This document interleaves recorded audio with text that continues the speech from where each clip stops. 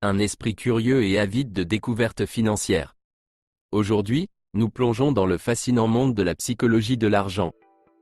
Imaginez un instant que l'argent, ce simple bout de papier ou ces chiffres sur un écran, ait le pouvoir de façonner nos émotions, nos décisions et même notre bonheur.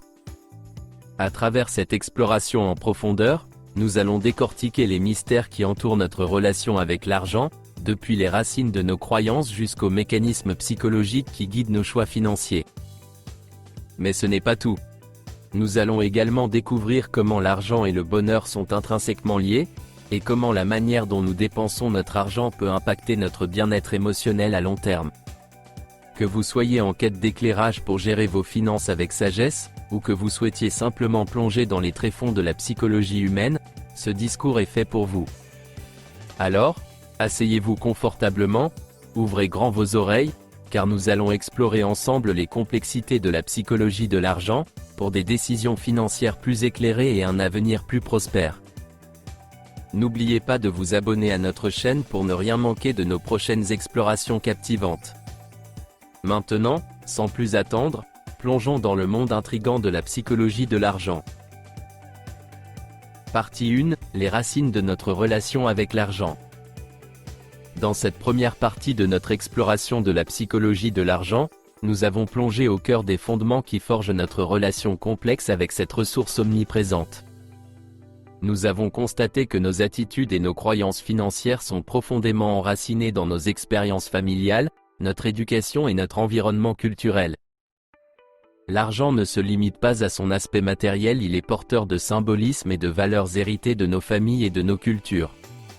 Nos parents et nos figures d'autorité ont joué un rôle clé dans la formation de nos premières impressions de l'argent. Les modèles de dépenses, d'économie et de générosité que nous avons observés durant notre enfance ont façonné notre perception de la valeur de l'argent et de son rôle dans nos vies. De plus, notre éducation financière, ou son absence, joue un rôle déterminant dans la construction de nos attitudes financières. Si nous avons été exposés à des leçons sur la budgétisation, l'épargne et l'investissement dès le plus jeune âge, nous avons plus de chances de développer une relation saine et éclairée avec l'argent. En revanche, un manque d'éducation financière peut nous laisser vulnérables aux pièges et aux décisions irrationnelles. Nos cultures et sociétés exercent également une influence significative. Les normes culturelles relatives à la richesse, à la pauvreté et à la réussite financière dictent souvent nos aspirations et nos comportements. Certaines cultures mettent l'accent sur l'accumulation de richesses comme mesure du succès, tandis que d'autres valorisent davantage la simplicité et la générosité. En somme, cette première partie nous a permis de reconnaître que notre relation avec l'argent est profondément enchevêtrée avec notre histoire personnelle, nos expériences familiales et notre environnement culturel. Comprendre ces racines nous offre un point de départ essentiel pour explorer les facettes psychologiques plus complexes de notre rapport à l'argent. En reconnaissant l'impact de ces facteurs initiaux, nous pouvons commencer à façonner une relation plus consciente et équilibrée avec cette ressource omniprésente dans nos vies. Le prochain volet de notre exploration nous guidera à travers les mécanismes psychologiques qui sous-tendent nos décisions financières, nous éclairant ainsi sur les raisons derrière nos comportements parfois surprenants face à l'argent. Partie 2, les mécanismes psychologiques de la décision financière. Dans cette deuxième étape captivante de notre exploration de la psychologie de l'argent, nous avons plongé dans les mécanismes psychologiques qui influencent nos décisions financières. Nous avons découvert que nos choix en matière d'argent ne sont pas toujours purement rationnels, mais sont souvent teintés par des biais cognitifs et émotionnels profonds. Le biais de confirmation, par exemple, nous pousse à rechercher des informations qui confirment nos croyances financières préexistantes. Cette tendance à ignorer ou minimiser les preuves contraires peut nous entraîner dans des schémas de pensée limités et nous empêcher de prendre des décisions éclairées. L'aversion à la perte, un autre mécanisme psychologique puissant, nous amène à ressentir la douleur des pertes financières de manière disproportionnée par rapport aux gains. Cette réaction émotionnelle peut nous conduire à prendre des décisions impulsives pour éviter les pertes, même si ces décisions ne sont pas toujours les plus judicieuses sur le plan financier. Nos émotions, qu'elles soient liées à la peur, à la cupidité ou à l'excitation, ont un impact significatif sur nos décisions financières. Elles peuvent influencer notre propension à prendre des risques ou à éviter des opportunités potentiellement fructueuses. Parfois, ces émotions nous poussent à agir de manière impulsive, sans tenir compte d'une analyse approfondie. Cependant, la prise de conscience de ces mécanismes psychologiques peut nous aider à surmonter ces biais et à prendre des décisions financières plus éclairées. La réflexion, la planification et la recherche approfondie sont des outils essentiels pour contourner les pièges psychologiques. Nous pouvons également apprendre à gérer nos émotions en prenant du recul et en prenant le temps de considérer les conséquences à long terme de nos choix financiers. En somme, cette partie nous a montré que la psychologie joue un rôle crucial dans nos décisions financières. En comprenant les mécanismes qui sous-tendent nos choix, nous pouvons apprendre à prendre des décisions plus éclairées et à éviter les pièges psychologiques qui peuvent entraver notre succès financier. La prochaine étape de notre exploration nous guidera vers la question du lien entre l'argent et le bonheur, en examinant comment nous pouvons optimiser notre utilisation de l'argent pour un bien-être durable. Partie 3, l'argent et le bonheur, distinguer les plaisirs matériels et émotionnels. Dans cette troisième étape de notre exploration, nous avons plongé dans la relation complexe entre l'argent et le bonheur. Nous avons découvert que la manière dont nous utilisons notre argent peut avoir un impact significatif sur notre bien-être émotionnel et spirituel, et que toutes les dépenses ne se valent pas en termes de satisfaction durable. L'idée centrale de cette partie est que les plaisirs matériels, bien que temporaires, ne sont pas les seuls à apporter satisfaction. Les expériences émotionnelles et les relations humaines sont souvent les sources de bonheur les plus durables.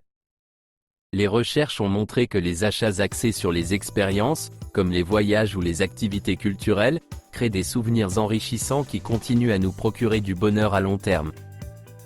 Les relations humaines jouent également un rôle crucial dans notre bien-être. Les liens familiaux, les amitiés et les moments partagés avec nos proches ont une influence profonde sur notre satisfaction globale. Investir du temps et des ressources dans la création et le maintien de ces relations peut ainsi être considéré comme un investissement dans notre bonheur à long terme.